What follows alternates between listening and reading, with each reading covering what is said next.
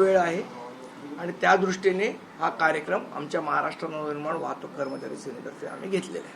पण पुढच्या महिन्यामध्ये मे महिन्यामध्ये रिक्षा चालक मालक संघटना आहेत त्या संपावर जाण्याच्या तयारीत आहेत. त्याच्यामुळे कुठेतरी मुंबईकरांना हाल सोसावे लागणार आहे. महाराष्ट्र नवनिर्माण वाहतूक सेना अशा कुठल्याही संपाला आम्ही पाठिंबा देणार नाही. जे मराठी रिक्षावाले आहेत ते या संपात सहभागी होणार नाहीत आणि रस्त्यावर रिक्षेची वाहतूक चालू राहील. क्लासेस होऊ शकतात मग मराठी अमराठी अशा प्रकारे कोण करणार क्लॅशेस? कारण की ज्या प्रकारे शशांकराव कोण करणार क्लॅशेस? मराठी अमराठी जे अमराठी लोक आहेत त्यांनी करून तर एकदा हिंमत तर दाखवावी क्लॅशेस करायची. मग बघू, ज्यांना महाराष्ट्रात मराठी बोलायची लाज वाटते ते क्लॅशेस करणार आणि आम्ही ते सहन करायचे. सरकारने त्यांचा बंदोबस्त करावा, नंतर आम्हाला बंदोबस्त करता येतो.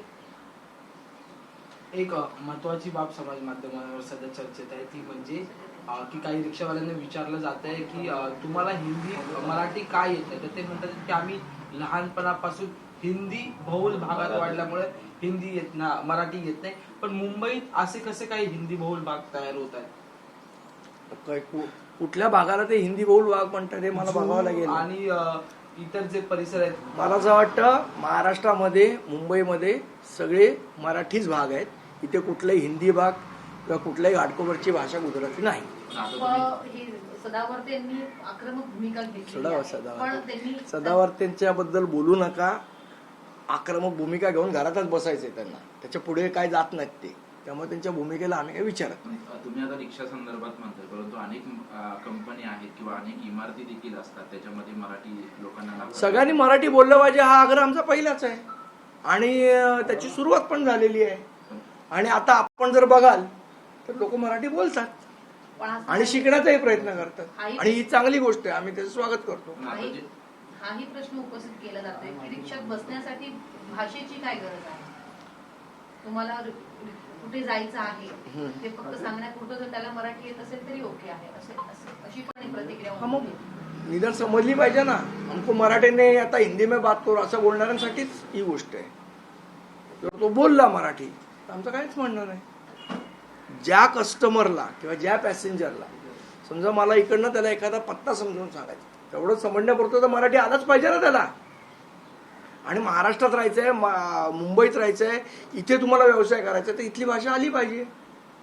तुम्ही जर्मनीला जाता आणि तिथे जॉब करतात. आता खूप लोक जर्मनीला जर्मनी शिकल्याशिवाय त्यांना जॉब मिळत नाही तिथे.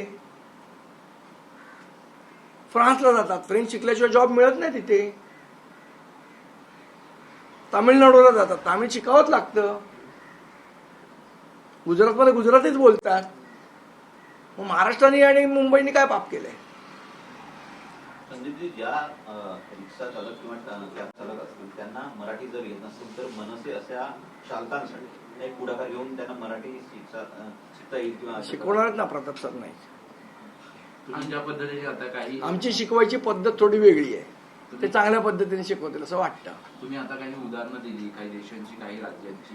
आता रिक्षा परवाना देताना पण मराठी कंपल्सरी करण्यात आलं. अशाच पद्धतीने आता नाही कंपल्सरी केलंय. आपण कृपया समजून घ्या, हा नियम खूप आधीच आहे की तुम्हाला स्थानिक भाषा, आणि हा फक्त महाराष्ट्रात नाही. हा तुम्हाला वाटत असेल महाराष्ट्रात आहे, हा सुरतला पण आहे, हा तामिळनाडूमध्ये पण आहे, हा कर्नाटकमध्ये पण आहे. तुम्ही जिथे काम करताय तिथली स्थानिक भाषा, तुम्ही जर टुरिझम इंडस्ट्रीमध्ये असाल किंवा तुम्ही जर आता समजा पब्लिक सर्व्हिसमध्ये असाल, तुम्हाला तिथली भाषा आली पाहिजे. आता जे IPS अधिकारी किंवा IAS अधिकारी बाकीच्या राज्यात नाही ते मराठी शिकतात ना. आता ते पुण्याचे आहेत, मी त्यांना पंजाबी अधिकारी आहेत, किती सुंदर मराठी बोलतात ना ते. शेवट जर इथला कोर्टाची भाषा सगळी भाषा मराठी असेल तर मग मराठी शिकायला नको? संदीपजी, एक वेगळा प्रश्न आहे. मोतीलाल नगर पुनर्विकासा अंतर्गत एक कार्यक्रम झालेला होता. 17 मार्फत आयोजित करण्यात आला होता हा कार्यक्रम. IAS अधिकारी असलेले उपाध्यक्ष माडाचे संजीव जायस्वाल यांनी ज्या प्रकारे एका नागरिकांच्या संदर्भात भाषा वापरली, गुंडगिरीची भाषा वापरली, घुसखोर म्हणाले, तुम्हारे को यहाँ से उठा के लेके जाऊंगा, अशा प्रकारची भाषा एका IAS अधिकाऱ्याला शोभा देते का? याविषयी काय सांगा? मला असं वाटतं हा संजू जयस्वालांचा पहिला प्रकार नाही आहे. याच्या आधी सुद्धा अशा प्रकारच्या तक्रारी त्यांच्या विरुद्ध झालेल्या आहेत. त्यांनी एका भाडेकरू का कोण होतं मला माहित नाही, पण काही तक्रार घेऊन त्यांच्याकडे गेले लोक, त्याला त्याच्या कॅबिनमध्ये मारलं त्यांनी आणि त्यांच्या अंगरक्षकांनी. तर मला असं वाटतं संजू जयस्वालांवर योग्य ती कारवाई सरकारने केली पाहिजे. जर का हिंदी पिक्चर बघून बिघडले ते अधिकारी मला माहित नाही. नाही, या अधिकाऱ्यांचं जे खातं आहे गृहनिर्माण किंवा एकंदरीत नगर विकास, ते उपमुख्यमंत्री एकनाथ शिंदेकडे आहे. एकनाथ शिंदेच्या खात्याअंतर्गत उपमुख्यमंत्र्यांनी करावी, कोणी करावी, पण कारवाई अधिकारी पहिले ठाण्याचे आयुक्त आणि जिल्हाधिकारी राहिलेले आहेत. मला असं वाटतं त्यांचे काय रिलेशन्स आहेत उपमुख्यमंत्री शी, याच्यापेक्षा उपमुख्यमंत्र्यांची जनतेची रिलेशन्स आहेत ना. जर जनतेची एखादा अधिकारी अशा पद्धतीने वागत असेल तर त्याच्यावर कारवाई झालीच पाहिजे असं आमचं ठाम मत आहे. सिव्हिल कोड ऑफ कंडक्टमध्ये असं म्हटलंय की IAS किंवा IPS अधिकाऱ्यांनी सौजन्यतेने वागायला पाहिजे. जे संविधानिक मला असं वाटतं हे तर मला मान्यच आहे, पण ते का वागत नाही त्याचं उत्तर एकनाथ शिंदे साहेबांनी दिलं पाहिजे. नाही, एवढी गुरमी येते कुठनं? अमराठी भाषा अधिकारी याची गुरमी याच्यातनं येते की माझं कोण काय वाकडं करू शकत नाही, तर ते वाकडं होऊ शकतं हे त्यांना दाखवायला पाहिजे सरकारने. तो डिटरन्स निर्माण करायला पाहिजे. एक महत्वाचं काल एक व्हिडिओ व्हायरल झाला कालच्या जनआक्रोश मोर्चामधून. मंत्री गिरीश महाजन यांना हो, एक हो, महिला ते बघितलं. गेट आउट म्हणते आणि वेगवेगळे शब्द वापरते. कसं पाहता त्या व्हिडिओवरती काय नाही, मला असं वाटतं एक सामान्य नागरिक म्हणून त्यांनी त्यांची भावना व्यक्त केली की तुम्ही मोर्चा काढताय, आम्हाला त्रास होतोय. लोकशाहीमध्ये प्रत्येकाला प्रत्येकाचं म्हणणं मांडण्याचा अधिकार आहे, आणि मांडलं. गुजरातचे काही व्हिडिओज आहेत ते खूप मोठ्या प्रमाणात व्हायरल झाले.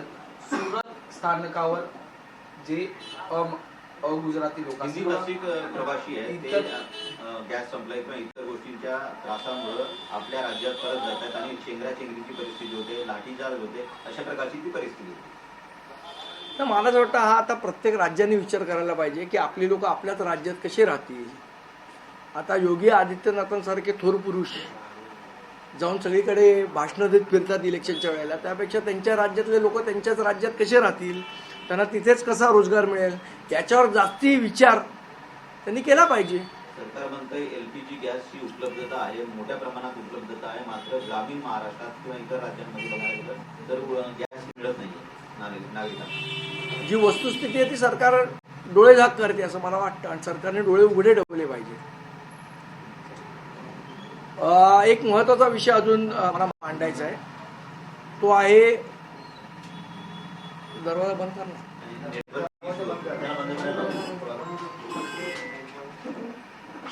गोरेगाव नेस्कोमध्ये जो प्रकार घडला त्यानंतर आपल्याला आठवत असेल तर आम्ही पत्रकार परिषद घेतली होती.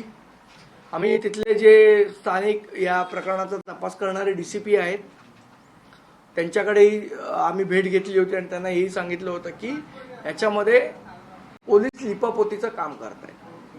आता जी आम्हाला माहिती मिळालेली आहे ती मी आपल्याशी थोडी शेअर करतो. तिथला एक सिक्युरिटी इंचार्ज किंवा तत्सम कोण वॉचमन असं आपण म्हणूया, जो त्या इव्हेंटच्या वेळेला तिकडे होता, त्याला पोलिसांनी अरेस्ट केले. आणि असं म्हटलं जात आहे की त्यांनी काहीतरी 1,000-1,500 रुपये लाच घेतली आणि त्या ड्रग पेडलरला आत सोडलं. मला असं वाटतं हा सगळा बनाव तयार करण्याचा प्रयत्न हे पोलीस करतायत आणि हे अत्यंत चुकीचं आहे. आम्ही वारंवार या गोष्टी लोकांसमोर आणतोय. म्हणजे त्या सिक्युरिटीवाल्या वॉचमनला पकडून हा अख्खी केस बंद करण्याचा घाट पोलीस घालतायत. नेस्कोचे मालक कृष्णा पटेल यांना साधं चौकशीसाठी तुम्ही बोलवत नाही. हा जो लायझनिंगवाला आहे इंद्रजित सिंग त्याला पोलीस चौकशीसाठी बोलवत नाही. हा काय प्रकार आहे? का त्यांना ऑलरेडी पोलिसांनी क्लीन चिट द्यायचं ठरवलंय. ते परवा कोण DCP साहेब होते, चिमटे साहेब, त्यांच्याशी आम्ही 15-20 मिनिटं त्यांना बोललो. त्यांच्या तोंडावरची माशी पण हालायला तयार नाही त्या चिमटेंच्या. म्हणजे ही कुठली पोलिसांची पद्धत आहे की तुम्ही जे श्रीमंत लोक आहेत, जे हे धंदे करण्याच्या पाठी जो ब्रेन आहे, त्यांना तुम्ही सोडणार आहात का तसं तुम्ही डिसाईड केलंय?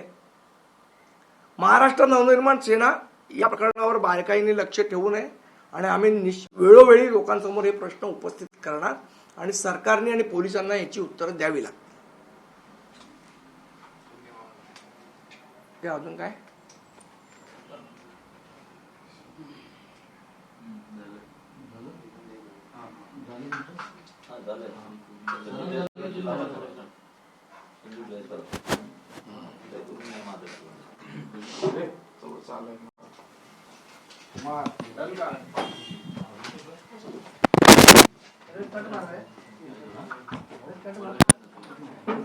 तो मागच्या वेळेस मी मारला मध्ये मी